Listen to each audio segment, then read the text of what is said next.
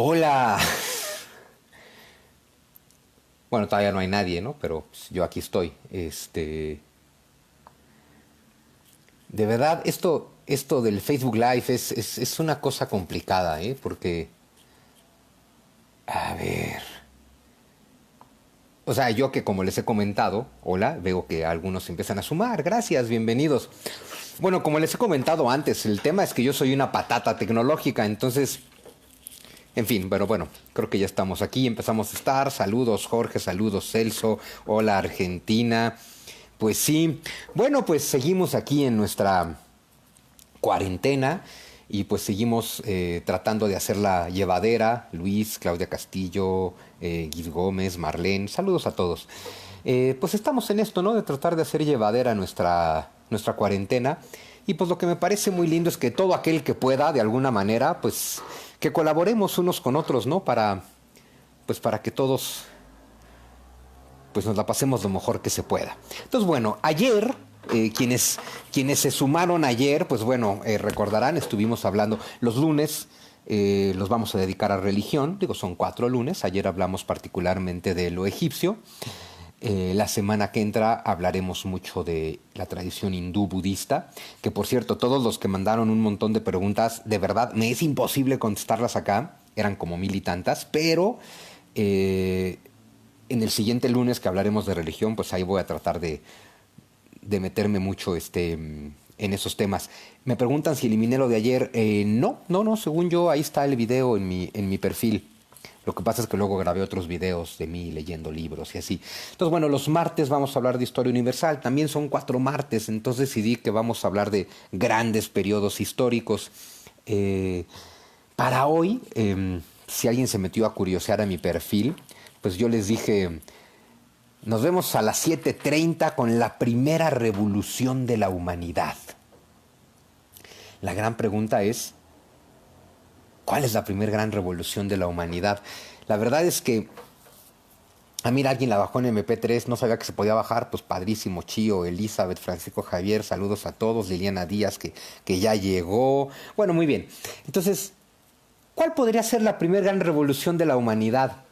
Eh, Revoluciones famosas de la humanidad. Bueno, a ver, todo el mundo ubica las clásicas de la escuela, ¿no? Todo el mundo vio la Revolución Francesa, la Revolución Soviética, la Revolución Industrial. Por ahí en el siglo XVII hay una revolución científica, pero en realidad, efectivamente, ya lo comentaron por ahí, la agricultura, la revolución con la que empieza la civilización es la revolución agrícola.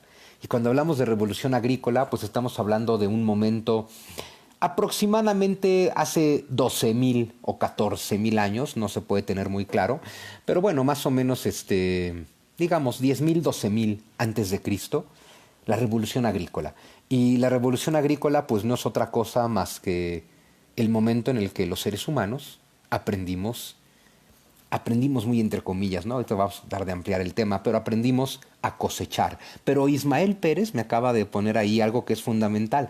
Antes de la revolución agrícola hay un momento fundamental que muy pocos autores manejan, que es lo que Yuval Harari llama la revolución cognitiva.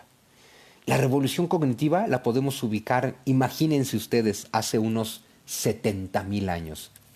¿A qué le llamamos revolución cognitiva? Pues le llamamos así. Bueno, alguien comenta aquí la revolución del neolítico. La revolución neolítica y la revolución agrícola son básicamente lo mismo. Cuando con armas, con herramientas de piedra tallada y pulida, eh, herramientas complejas, empezamos a hacer agricultura.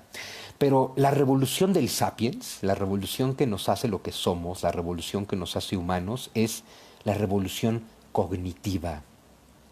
No, José Manuel, Alejandro Magno es mañana. Miércoles de personajes. Mañana hablaremos de Alejandro Magno, siglo IV antes de Cristo, y lo mezclaremos con otros personajes de la época, como Aristóteles, su maestro, y Diógenes, el filósofo al que tanto admiraba. Pero bueno, hoy que nos toca Historia Universal, pues ese momento, claro, la revolución agrícola es lo que nos hace sedentarios y es por lo tanto lo que será el origen de todo lo que somos, de toda nuestra civilización. Pero dimensionemos esto. un esfuerzo tan grande como la agricultura, porque a ver, y no me refiero únicamente a arar la tierra, a trabajar la tierra, que ya de por sí es un tema difícil, me refiero a que tener agricultura implica tener una organización social muy fuerte, muy grande y muy compleja. Tener esa organización social requiere de una revolución previa, y esa revolución previa es la revolución cognitiva. Ubiquémonos más o menos hace 70.000 años, 70.000 antes de Cristo, le podemos decir si quieren. ¿A qué se le llama revolución cognitiva? A un momento en nuestra historia donde empezamos, ni siquiera podemos decir que aprendimos. Parece ser un salto evolutivo.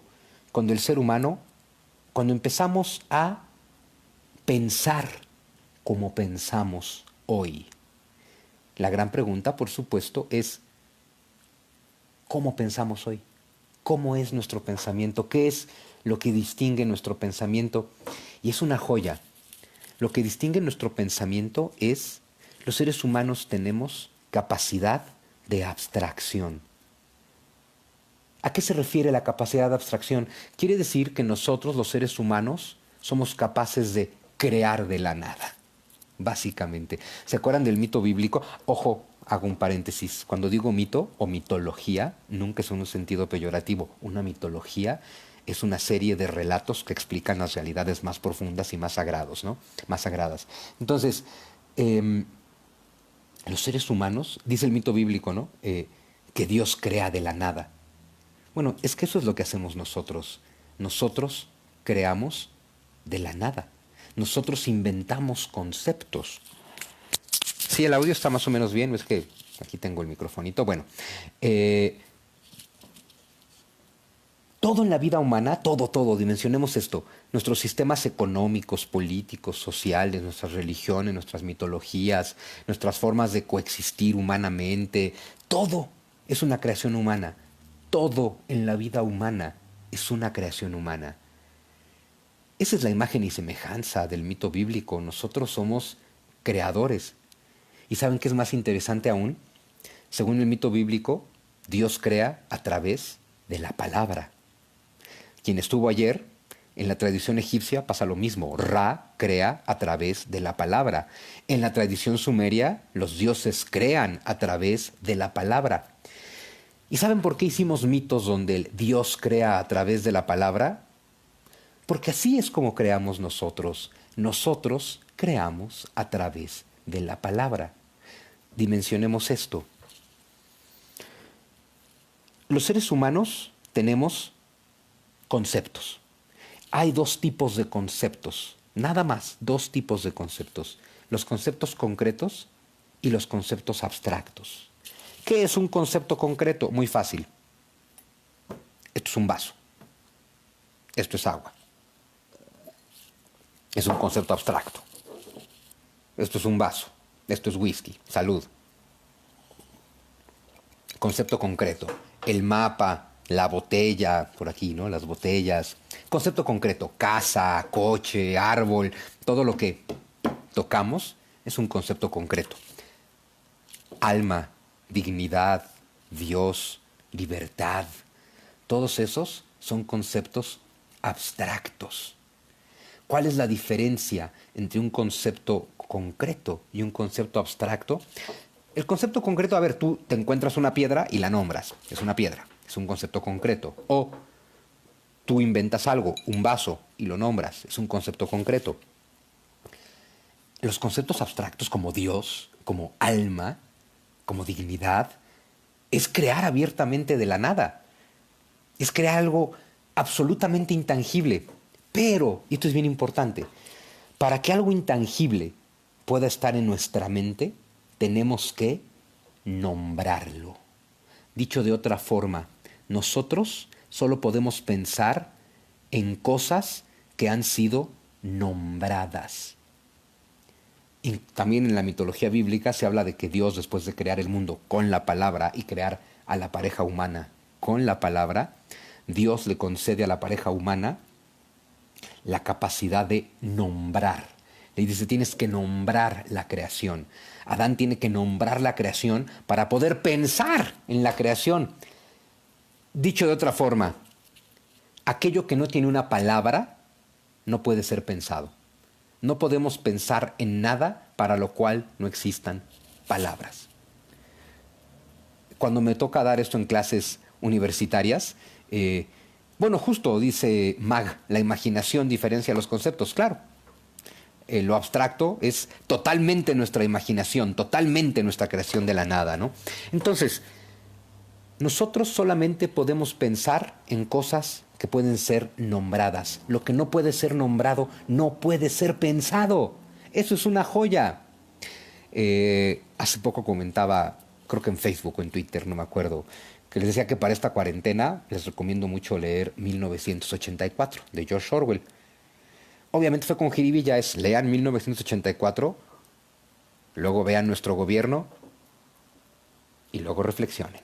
Pero en 1984, es una novela distópica, se habla de este mundo dominado por el Gran Hermano, donde uno de los proyectos del Gran Hermano es destruir el lenguaje, quitar palabras. ¿Y por qué el Gran Hermano quiere quitar palabras? Porque si tú quitas palabras, en ese momento eliminas el concepto al que se refiere la palabra. Y específicamente el proyecto es eliminar la palabra libertad. Si no hay palabra para referirte a la libertad, no existe la libertad. Dicho de otra forma, nos podríamos preguntar esto: ¿los seres humanos somos capaces de hablar gracias a que pensamos o somos capaces de pensar gracias a que hablamos? Y es curioso porque ante esa pregunta casi todo el mundo piensa que primero pensamos y luego hablamos. No me refiero a la gente que habla sin pensar, que son muchos. Me refiero a que, ¿qué hacemos primero? ¿Qué hay primero en nuestra mente? ¿Pensamiento o palabra? Y es curioso, pensamos que hay pensamiento y gracias a que pensamos hablamos, pero es al revés. Hablamos y gracias a que hablamos, pensamos. Porque pensamos en conceptos y cada concepto está atado a una palabra. Entonces, solo podemos pensar en palabras. Dicho de otra forma, trata de pensar en algo para lo cual no exista palabra. No puedes. Siempre pongo el ejercicio en clase universitaria, ¿no? Que es donde me salen más rebeldes. No, a ver, ¿cómo vas? Le digo, trata de pensar en algo para lo que no haya una palabra. Y remato diciéndoles, vamos a suponer que se pudiera. No se puede. Pero vamos a suponer que tú eres capaz de pensar en algo.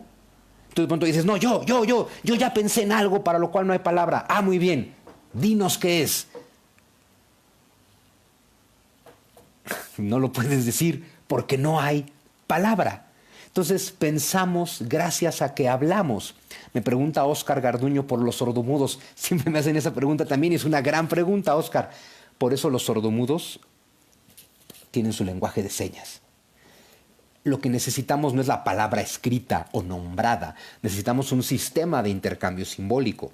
Los sordomudos tienen un lenguaje de señas. Entonces es lo mismo. Ellos no relacionan un concepto con una palabra. Relacionan un concepto con una seña. Pero es lo mismo. Eso es lo que te permite pensar, relacionar conceptos con otra cosa. Dicho de otra forma, lo que nos hace humanos es el pensamiento simbólico.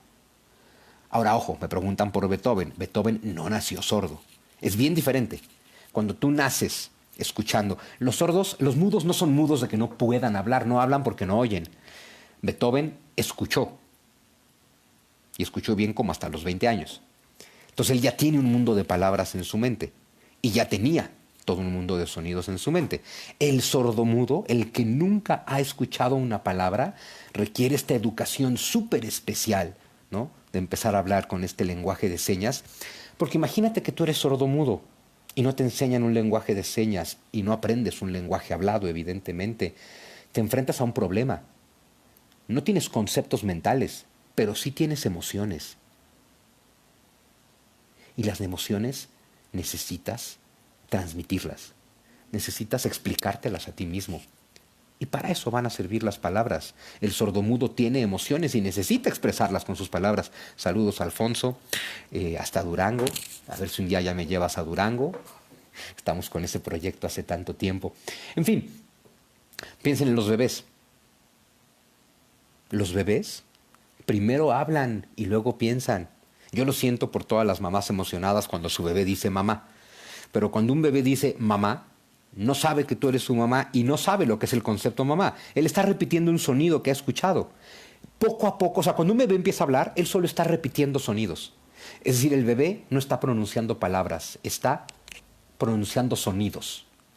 Cuando el bebé va creciendo y va relacionando significados a sonidos, cuando un sonido tiene atado un significado, entonces tenemos una palabra. Pregunta Isaura por el ciego sordomudo. A ver, braille. Es bien importante generar un lenguaje para aquel que tiene cualquier discapacidad de los sentidos. Necesitas un lenguaje.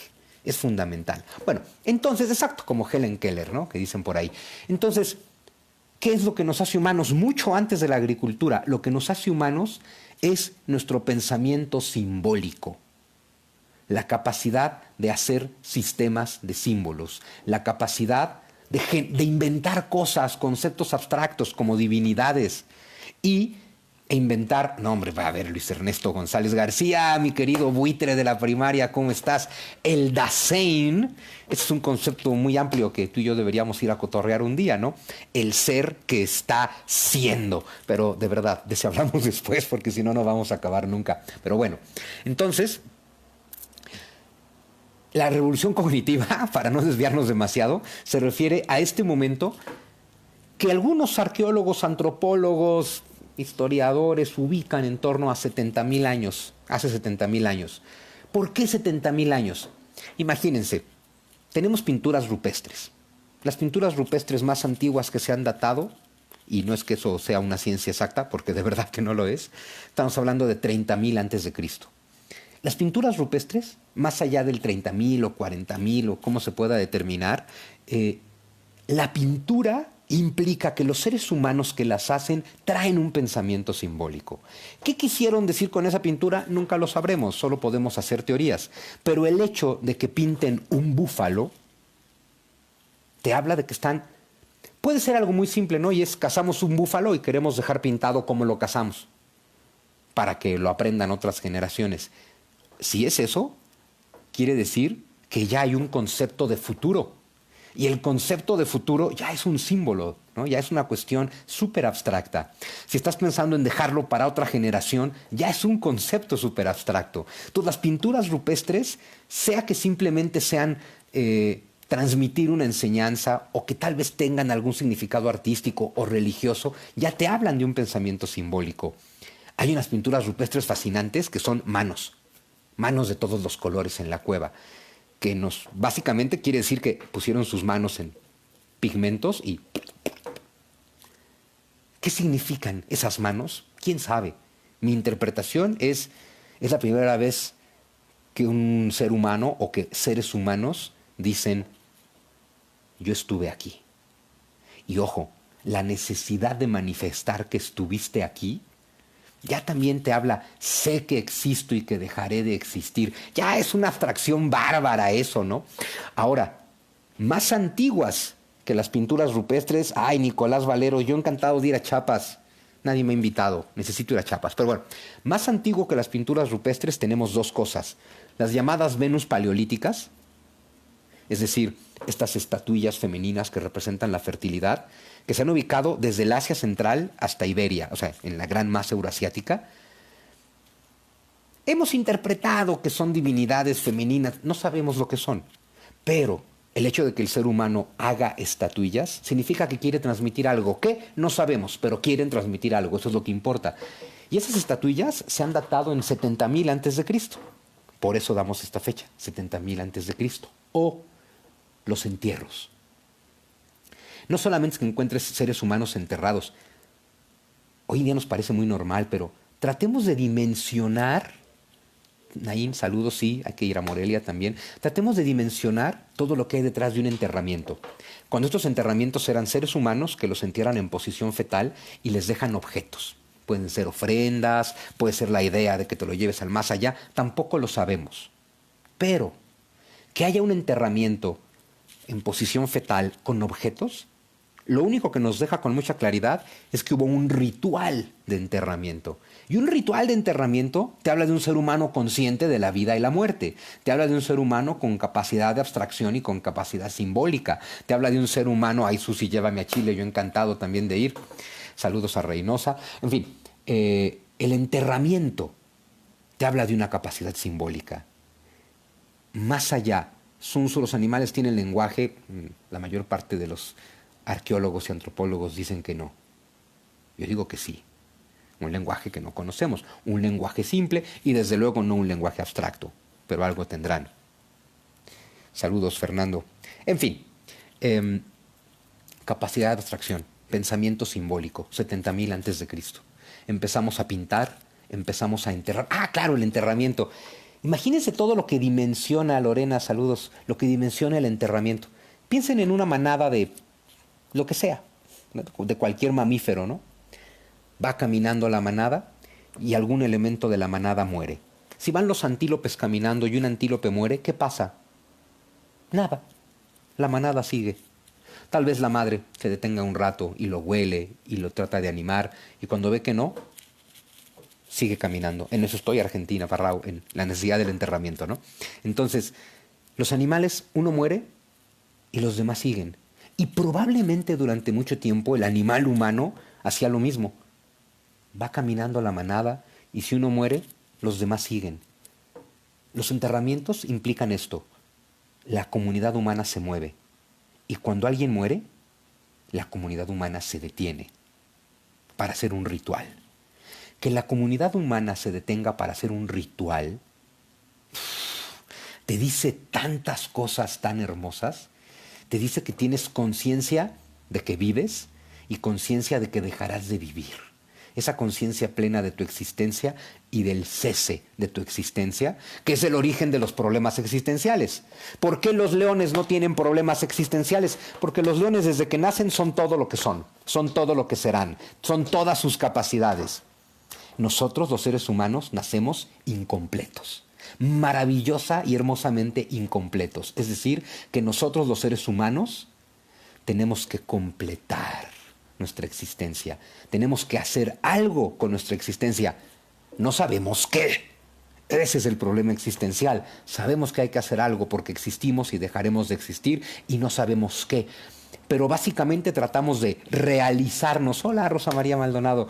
Y realizarnos implica, tenemos que hacer algo con nuestra vida, algo más allá de lo que nos deja la pura herencia biológica.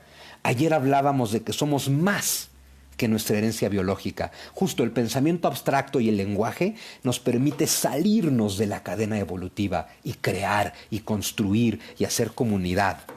Entonces, ahí es donde el animal humano es algo más que un animal. Saludos, Isaac. Sí, hay que volver a Villahermosa, por supuesto. En fin, entonces el enterramiento implica todo eso. Nos detenemos porque sentimos la muerte. Nos duele la muerte, decíamos ayer hablando de religión. Descubrimos el miedo, sí, pero también descubrimos el amor. No hay que pensar que la religión tiene como origen el miedo. Puede ser. La religión puede tener como origen que nos tratamos de explicar ese gran misterio que es el amor. Y la comunidad se detiene y la comunidad entierra. Y que te pongan en posición fetal también implica que ya hay una conciencia de muchas otras cosas, ¿no? Entonces, esa es la primera gran revolución, porque una vez que tenemos capacidad de abstracción y de pensamiento simbólico, los seres humanos empezamos a hacer símbolos. Eso es muy importante porque los símbolos nos permiten comunicar cosas. Finalmente, no olvidemos, el lenguaje no es otra cosa más que un sistema de símbolos. Y ese sistema de símbolos pues, nos permite comunicarnos, ¿no? Si sigue ahí Luis Ernesto, pues sí, ¿no? Eso lo vimos en semiótica en la universidad. En fin, símbolos. Toda comunidad necesita símbolos. Y eso va a ser muy importante. Vamos a ubicar un momento fundamental en la historia de la humanidad. Más o menos 150.000 años, hace 150.000 años, ¿no?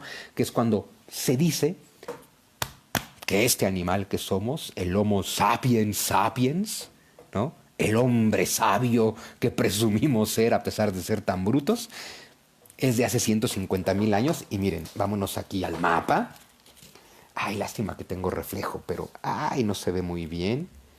Ujú. Bueno, vamos a ver. Ay, no, tengo un reflejo espantoso ahí. Menos reflejo. El centro de África, ¿no? En torno al lago Victoria, al lago Tangañica. El centro de África. No, se ve re mal, voy a tener que investigarme otra cosa. Bueno, es de donde se supone que se origina el ser humano.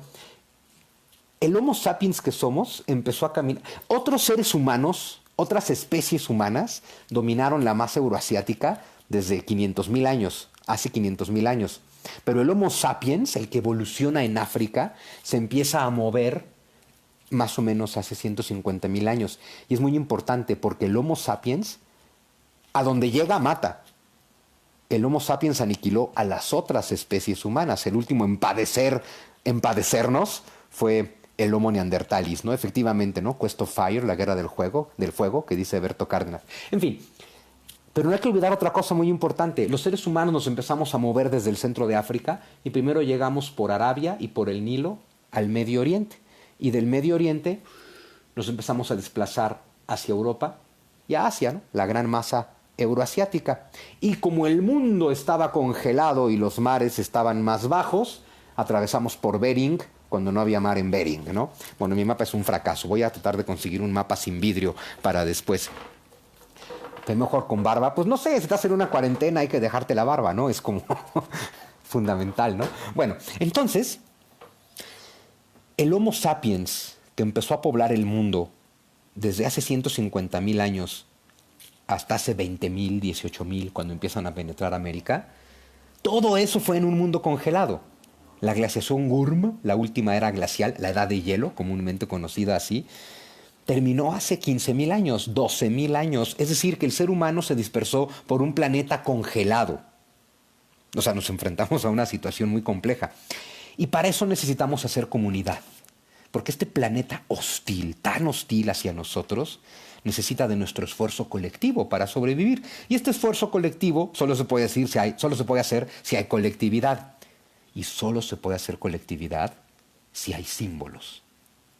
¿Qué hace que los seres humanos nos sintamos parte de un mismo todo? Que tengamos los mismos símbolos. Ahora, ojo, pensemos en un grupo de cazadores-recolectores en este mundo congelado. Son grupos de 60, 50, 70 humanos. 100, 150, pensemos. ¿A qué voy con esto? Un grupo de 150 personas se enfrenta a una situación y es todos se conocen, a todos, en todos los sentidos. ¿Qué hace el cazador-recolector? Es bien interesante. Dedica parte del día, muy poca parte del día, 3, 4 horas, según los que investigan esto, a conseguir su comida. No tiene que trabajar mucho. El resto del día el cazador-recolector juega, baila, canta, se mueve, se toca, se ríen y tienen sexo. Evidentemente, sí, Rafael, el planeta se puede volver a congelar. Son ciclos. Grupos de 150 seres humanos se conocen todos con todos. El hecho de que se conozcan todos con todos también hace que se sientan grupo. Pero ahora piensen en seres humanos de hoy. Pensemos en un país, México o el que sea. 100 millones de habitantes. 100 millones de habitantes no se van a conocer nunca. ¿Cómo haces que 100 millones de habitantes dispersos en un territorio amplio, con diferentes costumbres, ideas, tradiciones y que nunca se van a conocer, se sientan parte de lo mismo? Pues únicamente si comparten símbolos. A ver, permítanme, es que, como estoy en cuarentena, es que, miren, ese desgraciado que ven ahí, ¿dónde estás? Ese, es Tigrito. Y se está comiendo mi postre. Ese de ahí es Mefistófeles. En fin, bueno, es que, pues nada, me casé con la loca de los gatos, entonces tenemos 5 gatos en la casa. Ella dice que yo tenía el potencial, pero nunca lo sabremos. En fin, entonces, 150 seres humanos, todos se conocen entre sí, todos tienen intimidad entre sí, todos son parte de lo mismo. Olvidémonos de los 100 millones. Una comunidad de 10,000 seres humanos nunca se van a conocer entre sí. Hay una teoría, la ves cuando estudias teorías de comunicación, tal vez Luis Ernesto se acuerde, la teoría del chisme. La teoría del chisme es muy simple. Es una comunidad de 2000 personas. Nunca se van a conocer todos entre sí de manera directa o personal. Elena, saludos, la mujer más guapa de Facebook. Nacionalismo. Justo el nacionalismo es un culto totémico. El nacionalismo es que un grupo humano comparte los mismos símbolos, en este caso, símbolos nacionales, ¿no? Entonces, una comunidad de 2000 personas no se conocen todos de manera directa, pero a través del chisme sí se conocen todos. Es decir, yo no conozco a fulanito, pero sí sé quién lo conoce. Pero ya no somos 10,000, ya somos 100,000. Si somos 100,000, ni a través del chisme se conocen todos a todos. Y sin embargo, pensemos en la agricultura y la creación de los primeros imperios. Tú necesitas tú como líder, ¿no? Necesitas un gran esfuerzo colectivo. ¿Cómo logras ese esfuerzo colectivo? Necesitas que todos trabajen por el mismo bien, por el mismo fin.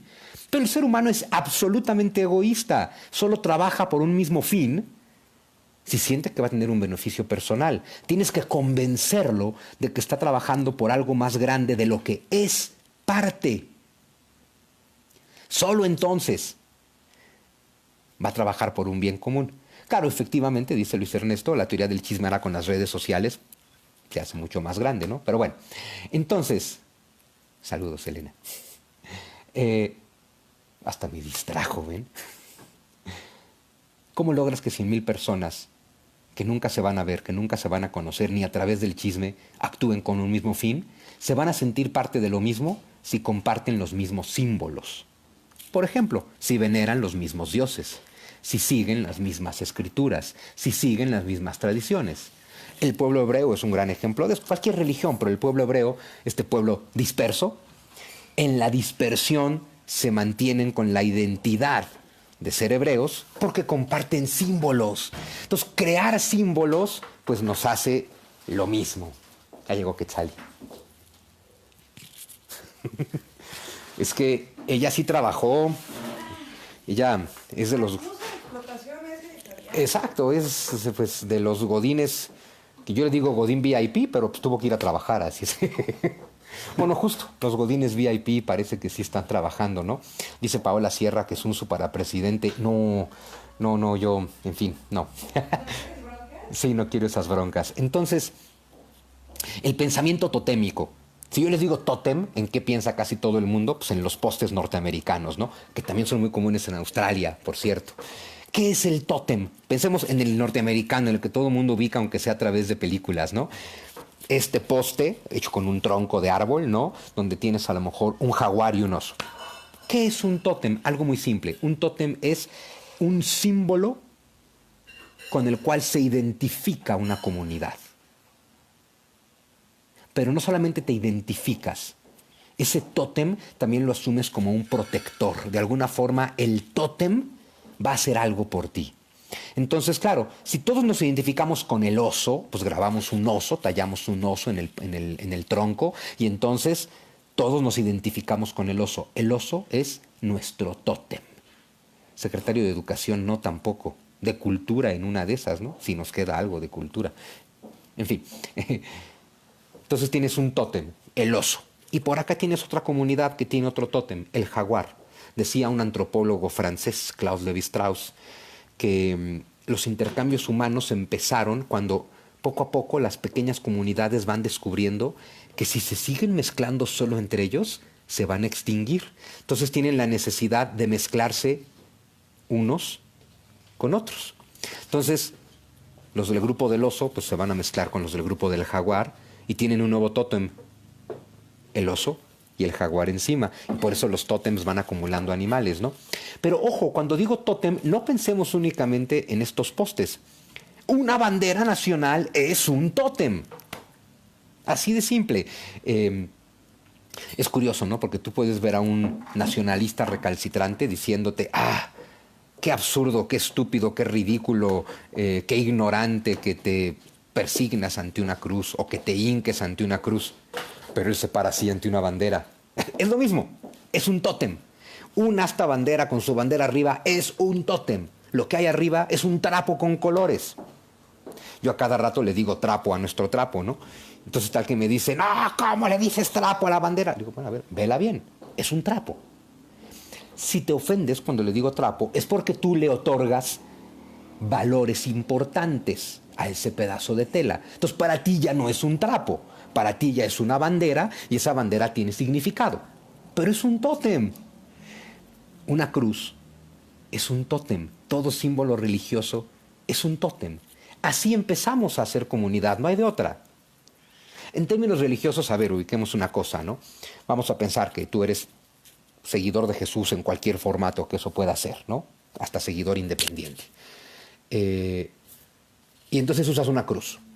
La pregunta sería, ¿la cruz que yo uso es un tótem? La respuesta es que la cruz sea un tótem no depende de la cruz, depende de tu actitud mental hacia la cruz. Es decir, bueno, me pregunta Uriel si la Virgen de Guadalupe es un tótem. Sí y no. No depende de la Virgen, depende de tu actitud ante la imagen. Si tú crees en la Virgen en el formato que tú quieras y piensas que te acompaña, te consuela, lo que sea, y tienes una imagen, la imagen te recuerda que la divinidad existe y te acompaña y te protege. Entonces no es un tótem, es una herramienta que te recuerda a la divinidad. Tú tienes tu cruz. Si la cruz te recuerda que crees en Jesús como un ser de luz que te cuida y te protege, es una herramienta.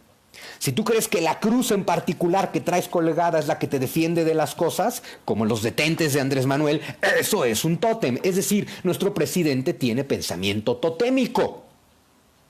Lo cual, bueno, pues no es de extrañar, ¿no? Es decir, el pensamiento totémico es el origen del pensamiento humano, pero también es la forma más básica de pensamiento. Y es en la que se queda Andrés Manuel, por supuesto. El pensamiento totémico no le da para más. Pero querían democracia. Los primeros que nos dijeron que la democracia no funciona fueron Platón y Aristóteles. Sí, la caricatura de AMLO se ha convertido en un tótem. Así es. En fin. Entonces, eso es el pensamiento totémico. Una serie de símbolos que nos unen como comunidad. No se limita a los tótems antiguos. Un símbolo religioso puede ser un tótem y las banderas son tótems. Porque además el tótem es el símbolo de la tribu.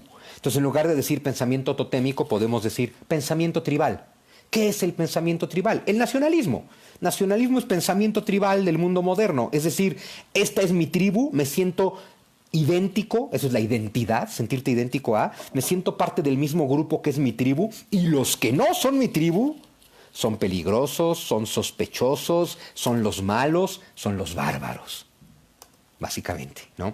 Entonces, el nacionalismo es pensamiento totémico, es pensamiento tribal. Hoy ese pensamiento es terrible. En su momento era fundamental.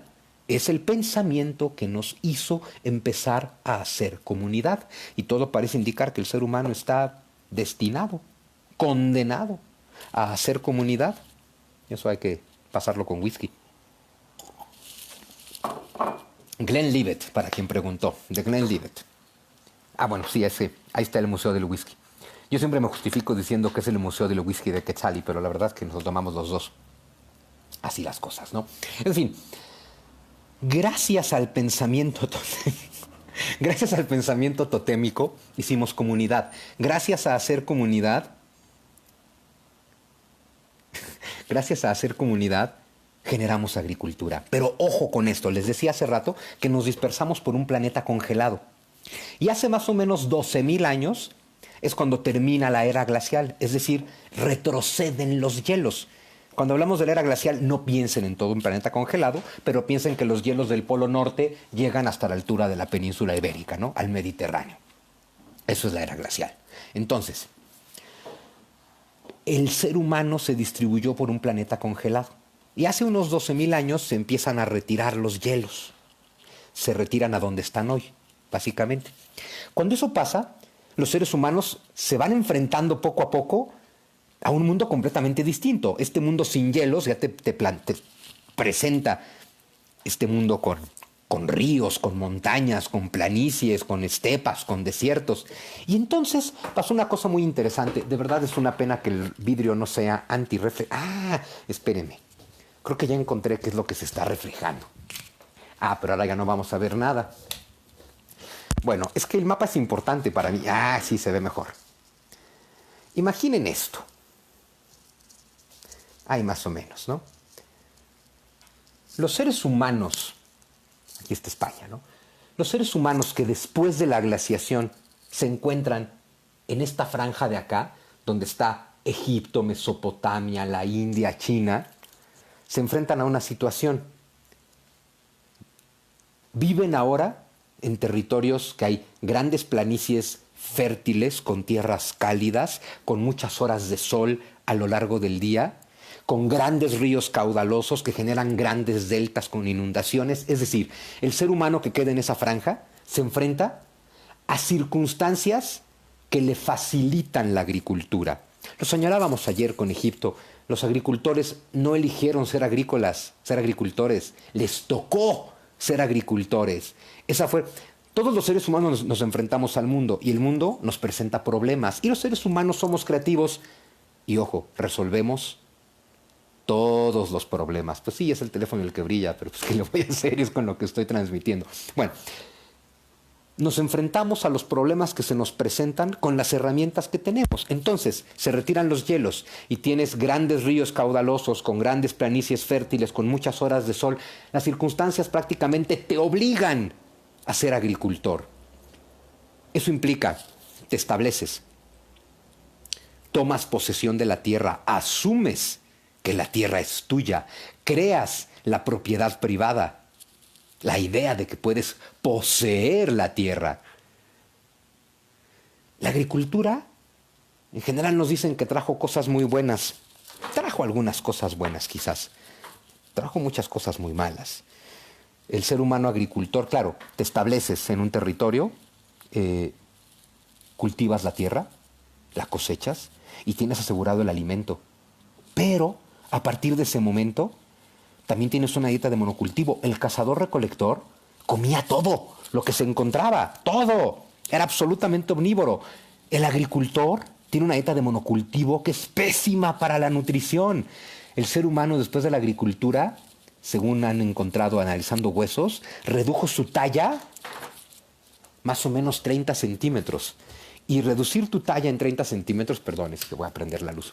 Reducir tu talla en 30 centímetros es porque la nutrición no te da. Pero además de que reduces tu talla, te estableces, te quedas, formas villas, aldeas, ciudades, vives con animales, vives con otros humanos, vives con los desperdicios y excrementos de los animales y de los humanos. El ser humano, agricultor, se empieza a enfermar, cosa que no le pasaba al cazador-recolector. Y ahora depende del clima, cosa que no le pasaba al cazador-recolector, porque una mala cosecha... claro, Jared Diamond también lo explica muy bien en Gérmenes, Armas y Acero, ¿no? Una mala cosecha te destruye todo.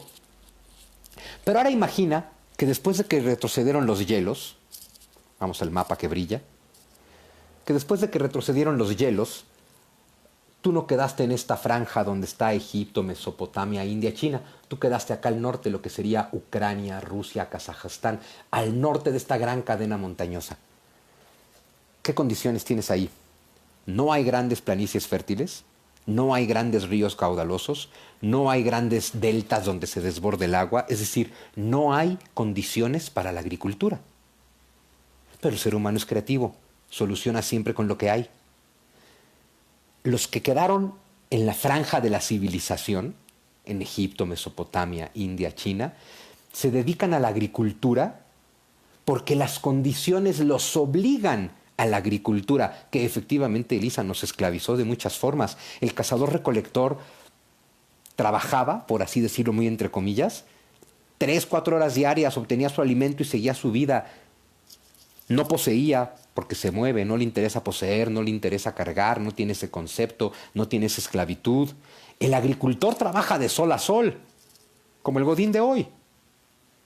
O sea, el trabajo te hará libre, sí, cómo no. El trabajo es el pecado original. El hombre quiso trabajar y Dios dijo, bueno, allá tú. Yo te daba todo así nada más, pues tú quieres trabajar, trabaja. Pero bueno, entonces, ¿en qué momento empezó la repartición de territorios del mundo? Pregunta Fabi. Pues de alguna forma aquí, con la agricultura. Porque la agricultura te lleva a un pensamiento básico que es, a ver, esta tierra es donde yo me establecí. Y entonces yo aquí siembro, yo aquí cosecho, yo cuido esta tierra. Esta tierra es mía. Estableces esta idea, esto es mío. Y muy importante, estoy dispuesto a matar al que diga que esto no es mío. ¿Y quién es ese? El nómada. El que cuando se retiraron los hielos quedó más al norte. Pensemos en las planicies, en los pastizales, ¿no? De Ucrania, Rusia, Kazajstán. Ahí las condiciones no te permiten la agricultura.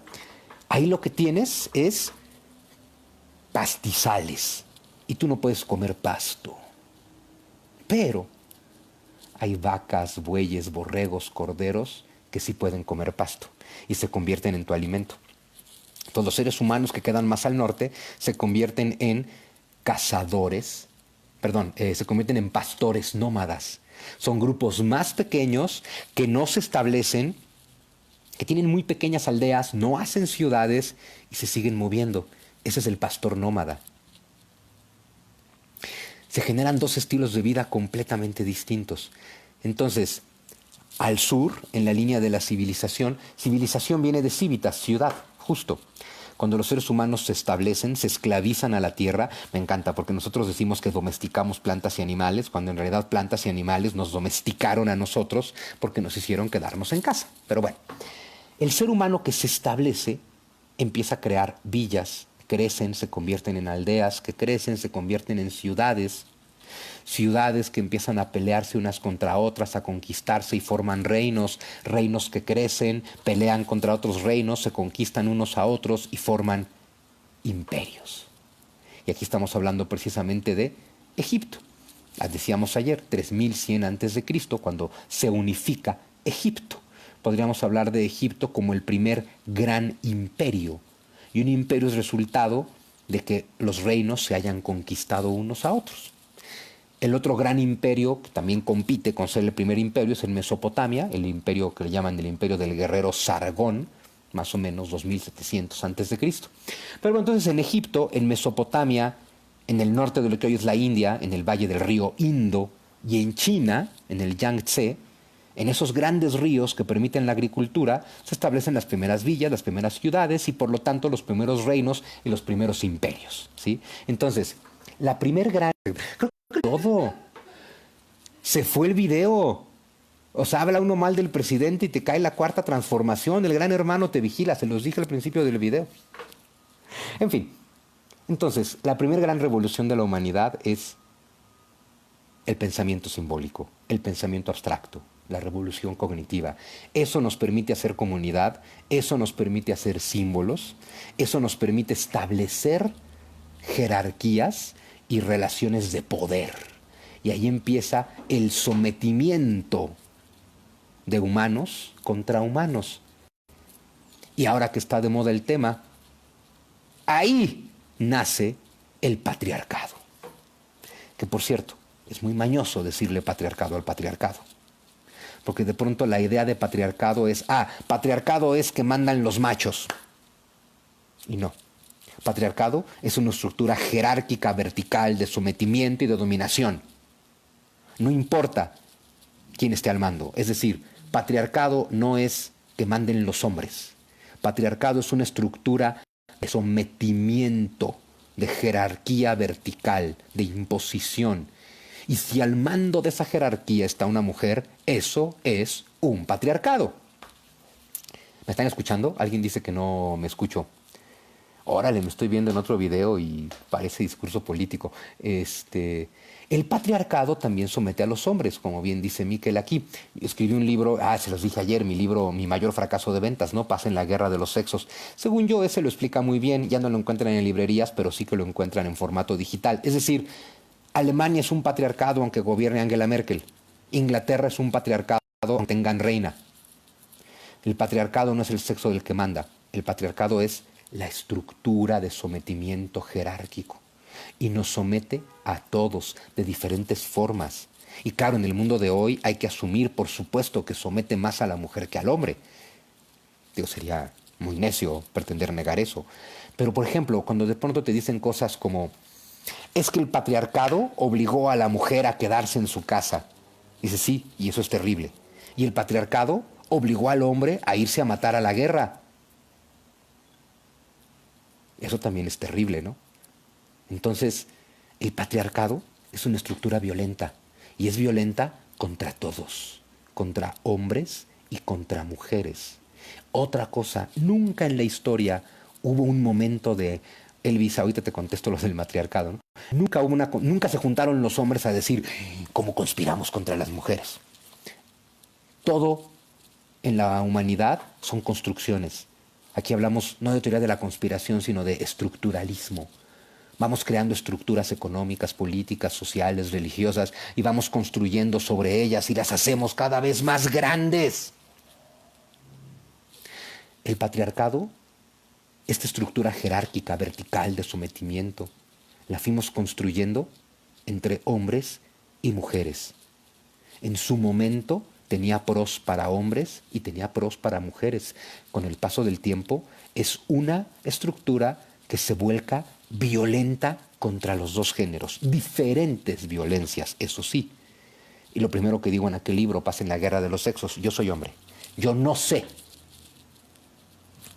Lo puedo tratar de investigar, puedo tratar de ser empático, pero yo no puedo saber cómo se siente la violencia patriarcal contra la mujer, porque soy hombre.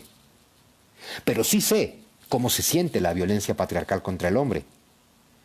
Desde que el hombre no llora, hasta que el hombre es rudo, hasta que el hombre es fuerte, hasta que el hombre tiene que dominar. Y hay mujeres que esperan que seas rudo, fuerte, que no llores. Siempre pongo un ejemplo que parece muy banal, muy burdo. La primera vez que yo sufrí violencia de género fue, como siempre, en la familia. Una violencia de género, hombre, sí, nada terrible, pero ya sabes, tienes 21 años, estás terminando la universidad, estás empezando a trabajar, todavía vives en casa con tu mamá, porque todavía no te alcanza para una renta, pero ya trabajas y entonces ya aportas, ¿no?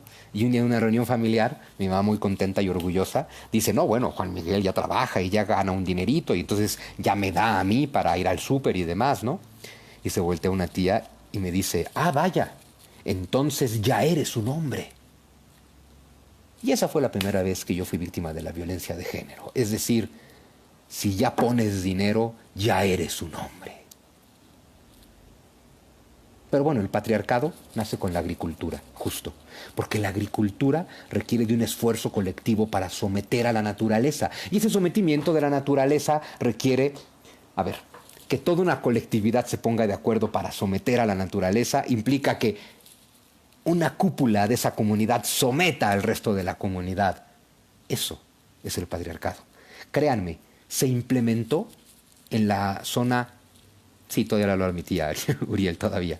Ese patriarcado se estableció en la zona agrícola porque era lo necesario para hacer la agricultura. No inventamos nada que no sea necesario. El problema, por supuesto, es que transcurre el tiempo. La sociedad al principio requiere de la fuerza bruta para subsistir. El dominio patriarcal o el dominio del hombre tiene cierto sentido porque además la sociedad agrícola vive de la agricultura y de la guerra, porque tiene que pelear contra los que le quieren arrebatar la producción agrícola. Y cuando una sociedad depende de la guerra es patriarcal, porque los que hacen la guerra quieren mandar. No pensemos en el guerrero abnegado que va y hace la guerra por defenderte, va y hace la guerra porque él manda, porque la tierra es suya. Por eso los nobles feudales eran guerreros. Claro, el capitalismo, Mariana, el capitalismo es patriarcal. Es una estructura de sometimiento y jerarquía vertical. Es patriarcal. Y si una mujer, como Christine Lagarde, directora del Fondo Monetario Internacional, una mujer es la que domina el Fondo Monetario Internacional. Una mujer es uno de los pilares de la economía de hoy. Y esa mujer es un gran patriarca con un pito muy grande. Porque esa mujer ejerce dominio. Y porque esa mujer dice, los viejitos están viviendo mucho y es un peligro para la economía, hay que solucionar eso. O sea, es una mujer dispuesta a matar viejitos para que funcione la economía. Eso es patriarcado y quien está al mando es una mujer.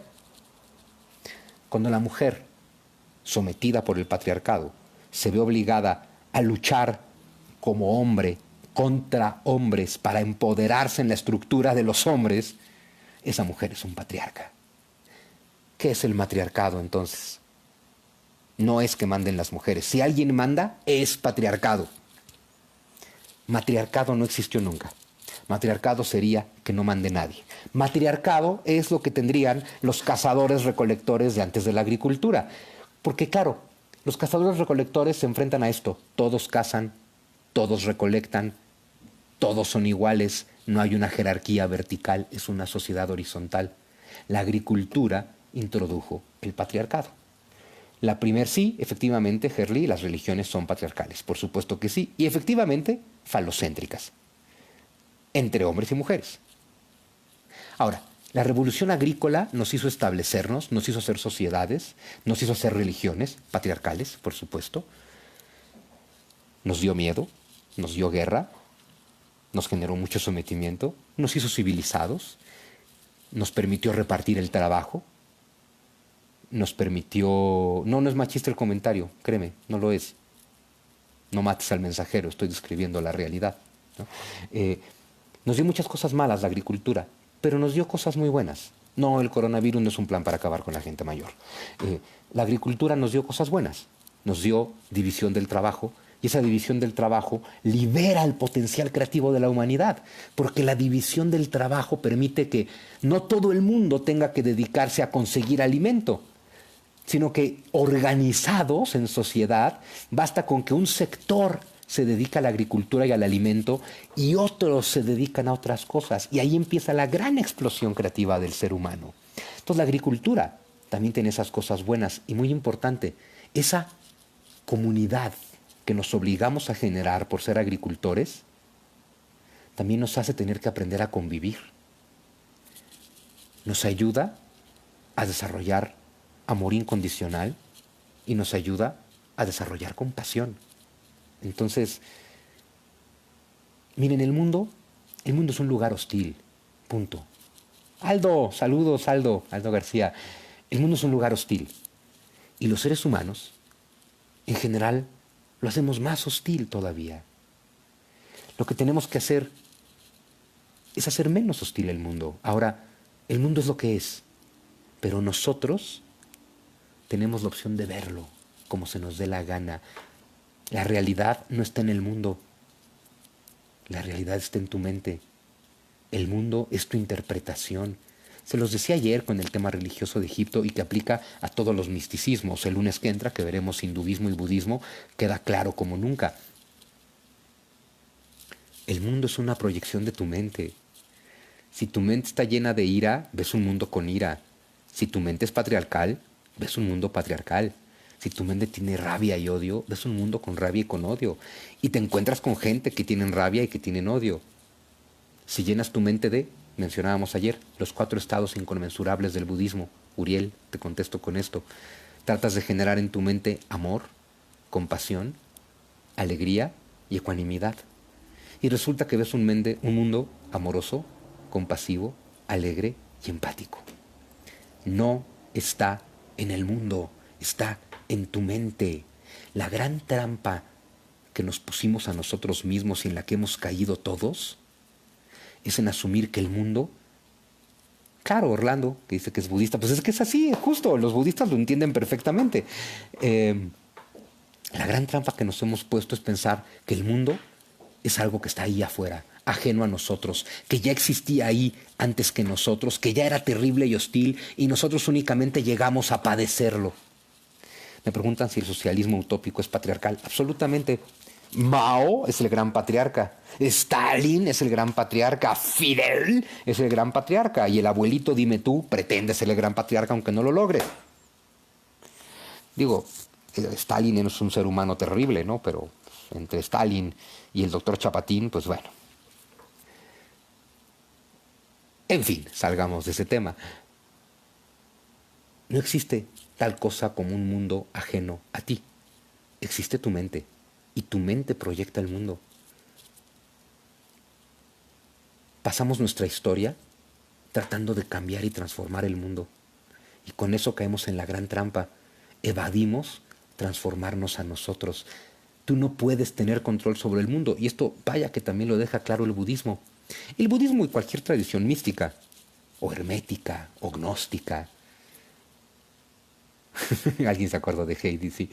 Estas tradiciones místicas, herméticas, en fin, te dicen, a ver, todo está en tu mente.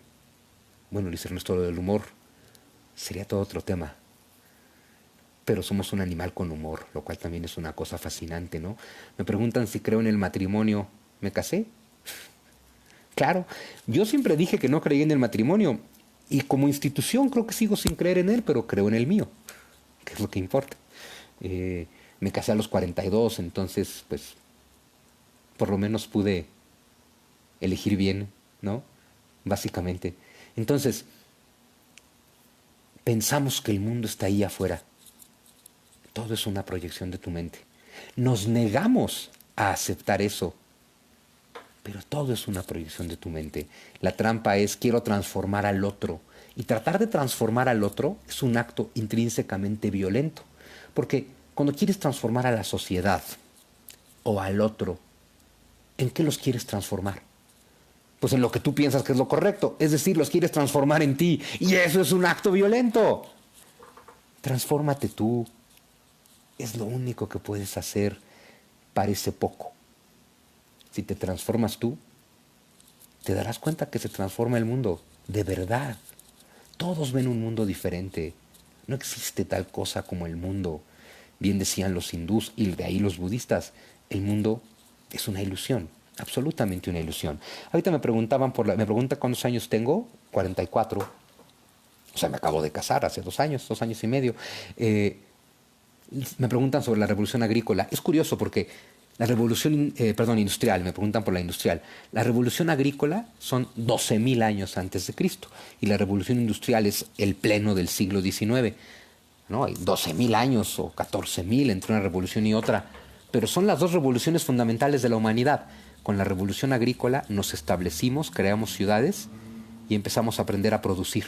Que la primera revolución, efectivamente, Amaranta, es la revolución de la conciencia, porque incluso antes de la revolución cognitiva, antes de generar un pensamiento simbólico, si el ser humano hace símbolos y abstracciones y comunidad y demás, es porque el ser humano es consciente de sí mismo.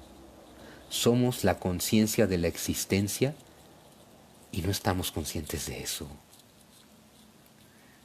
Dicen casi todos los textos antiguos, lo dice el libro de los muertos, lo dice el libro de Thoth en los egipcios, lo dicen los Vedas en el Indostán. La conciencia, que algunos llaman Dios, trata de reconocerse a sí misma y para eso tiene que reflejarse. Eso somos nosotros, el reflejo. Por eso en el mundo físico todo es una contradicción del mundo espiritual. En el espíritu todo es abundancia, en el mundo todo es carencia, pero la carencia depende de nosotros. Ejemplo simple en tiempos de cuarentena. ¿Por qué tenemos carencia? Porque vaya que tenemos carencia de papel de baño. ¿Porque no producimos suficiente papel de baño? ¿O porque nos morimos de miedo y por alguna razón que no entiendo, compramos papel de baño? Yo todavía no lo entiendo, ¿eh? ¿Por qué compras papel de baño? Desarrollé la teoría de que limpiarte es la raya que divide la barbarie de la civilización. No, lo entiendo. Pero hoy tenemos carencia no porque no produzcamos suficiente, sino porque nos morimos de miedo y acaparamos de manera individual y egoísta. Si no hacemos eso, alcanza para todos. Y esa es la noticia en todo. El espíritu es abundancia. El mundo es carencia. Efectivamente, el papel de baño es lo que nos hace humanos. Sun Tzu, ¿cuál es tu tótem? Yo no tengo tótems. Bueno, trato de no tenerlos. Me pongo cosas, bueno, ahorita no los traigo. Tengo una pulsera tibetana budista. No es mi tótem, solo me recuerda a la enseñanza del Buda. Tengo mi cruz, tampoco la traigo ahorita, ¿ven? No es un tótem, no me preocupa no traerla. No soy cristiano ni católico ni nada de eso, pero sí seguidor independiente del maestro. Y simplemente la cruz me lo recuerda. Tengo una flor de lis con los rayos amorosos de Dios, me lo recuerda. No son tótems, son herramientas. Insisto, que sea tótem o no, no depende de la imagen, depende de tu actitud ante la imagen. El anillo del matrimonio se podría considerar como un tótem o no. Me recuerda que amo a Quetzali, principalmente, ¿no? Entonces, así son las cosas, ¿no? Soy un agente libre, sí, soy un agente libre. Mi esposa es mi tótem. No, mi esposa es como mi gurú, como mi guía, como mi luz divina. Este, nada más, nada más, ¿no? El detente de AMLO, ese sí es un tótem. Cuando los dinosaurios había una conciencia que crea hasta después. Tengo que leer eso con más calmita para entenderlo. ¿Por qué es necesario lo espiritual? Para ser feliz. Para recordar, les dije ayer que no eres este amasijo de cuerdas y tendones, ¿no? Como diría Silvio, no eres este empaque. Eres lo que lo habita, básicamente. En fin. Entonces, la revolución agrícola nos hizo civilizados, nos hizo humanos, nos hizo, bueno, humanos en el sentido que conocemos lo humano hoy, nos hizo comunitarios, nos hizo simbólicos, nos generó pros, nos generó contras. Y claro, generó la primera época de imperios. ¿Mi esposa debe ser mi maestra espiritual? Sí, por supuesto. Absolutamente. Como en los dioses hindús. Esa es una cosa maravillosa. Los principales dioses hindús, Brahma, Vishnu, Shiva, siempre tienen una consorte. Que no es una consorte, es realmente la contraparte, la parte femenina y la parte masculina del dios, ¿no? Entonces tienes a Brahma y a Sarasvati, tienes a Vishnu y a Lakshmi, y tienes a Shiva y a Parvati. Lo interesante es Brahma es el creador, Vishnu es el conservador, Shiva es el destructor, el de la resurrección y demás, pero el dios es el que ejecuta, pero la energía que usa el dios es su parte femenina. Entonces acaba siendo un solo dios, es la parte masculina y femenina del dios. En Mesoamérica es lo mismo. Eh, que los dinosaurios fueron como nos los pintan, pues nadie sabe cómo fueron los dinosaurios. Miren, lo que pasa con la astrofísica, con la arqueología, con la paleontología y con todas esas cosas, es que es como, imagínate que tú tienes que armar un rompecabezas de 1000 piezas, pero solo tienes 20 y ni siquiera tienes la foto original de cómo debe quedar. Eso es más o menos el trabajo del astrofísico, del paleontólogo y demás. ¿Cuántos idiomas hablas? Domino el español de una forma maravillosa. No, la monogamia no es natural, ni no natural. Es de naturaleza, desde luego, no somos monógamos. Lo podemos ser. Somos más allá que el animal. Somos mucho más que el animal. Que no se nos olvide nunca eso. En fin, la agricultura nos generó reinos. Los reinos nos generaron imperios. Y desde entonces tenemos miedo. La condición, parece que la condición fundamental del mundo es tener miedo. Alguien me pregunta dónde quedaron mis videos de la revolución humana de CONACYT. Me los tumbó la cuarta transformación. Para los que dicen que no hay censura. Y llevaban 2 semanas en el poder cuando me tumbaron mis videos. Pero bueno, ¿qué le vamos a hacer? Empezaron los primeros imperios. Egipto, el imperio de Sargón, el imperio babilónico, la cultura del Valle del Indo, que no llegó a ser propiamente un imperio, China, que se consolidó como imperio.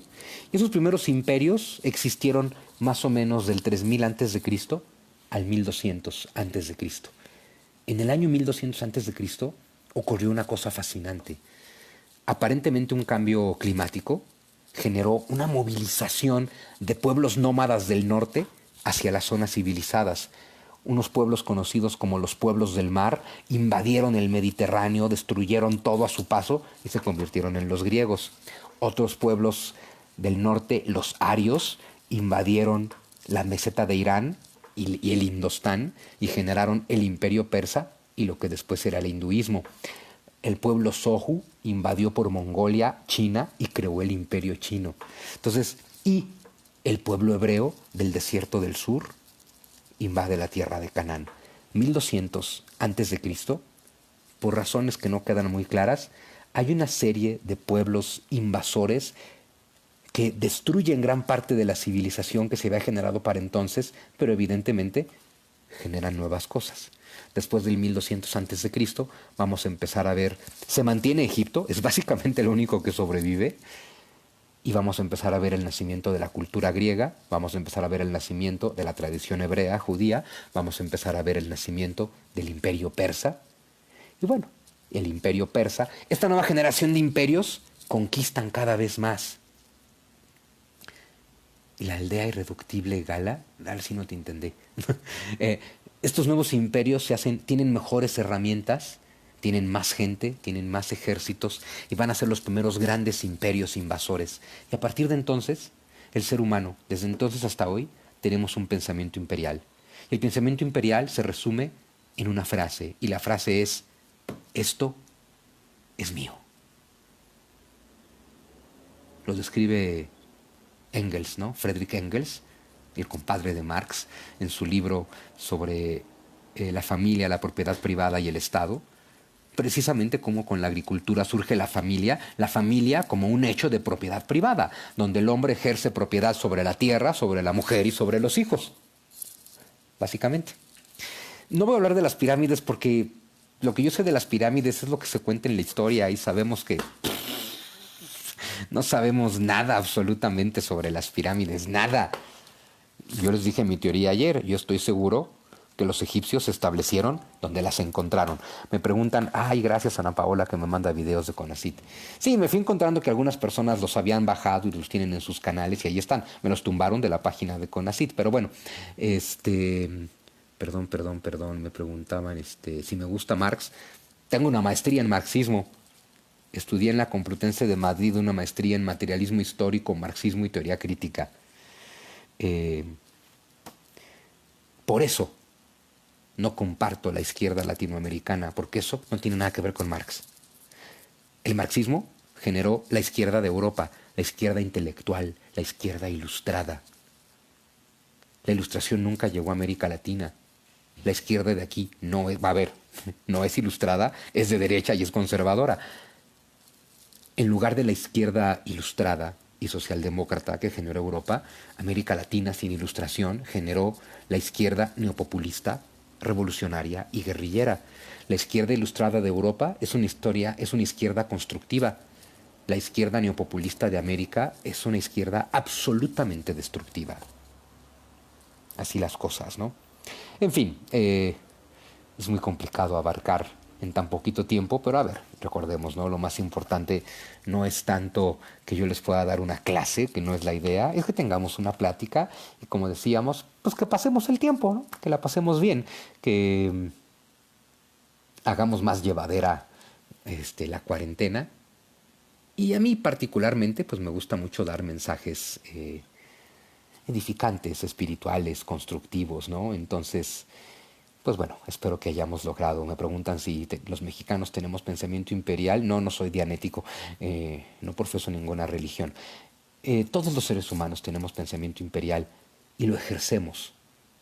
Si tienes mucho presupuesto, como Alejandro, como Gengis Khan, como Carlos V, como Napoleón, extiendes tu pensamiento de dominio por todo un continente. Si no tienes tanto presupuesto, ejerces tu pensamiento de dominio sobre tu pareja, sobre tus hijos, sobre la sociedad de condóminos. Pero todos tratamos de ejercer poder y control sobre algo. Para terminar por hoy, ayer, hablando ya de meditación, les dije, pues hagamos el ejercicio básico de meditación. Sentarte, callarte, cerrar los ojos y simplemente observar tu respiración. Eso es para aprender a centrar tu mente y ubicar en el momento presente. ¿Qué más puedes hacer con la meditación? Una vez que te estableces, invítame a la biblioteca de Metepec, que yo voy, por supuesto. Una vez que te estableces en el momento presente, cosa que yo no hago en estas pláticas, tienes que entender otra cosa y es, tu mente siempre va a estar pensando en algo, tu mente tiene contenido, tu mente es un contenedor, tu mente tiene contenido. Al día de hoy, el contenido de tu mente no lo has seleccionado tú, te lo ha dado tu entorno, has interiorizado tu entorno. La meditación te ayuda a que tú determines el contenido de tu mente. Y ya que lo que nos domina es el miedo, hay que hacer una meditación de amor para no tener miedo. Se las dejo de tarea, insisto, no la hacemos aquí porque los pierdo. Ayer decíamos, concéntrate, encierra los ojos y observa tu respiración. Y cada vez que te distraigas, suelta el pensamiento y vuelve a tu respiración.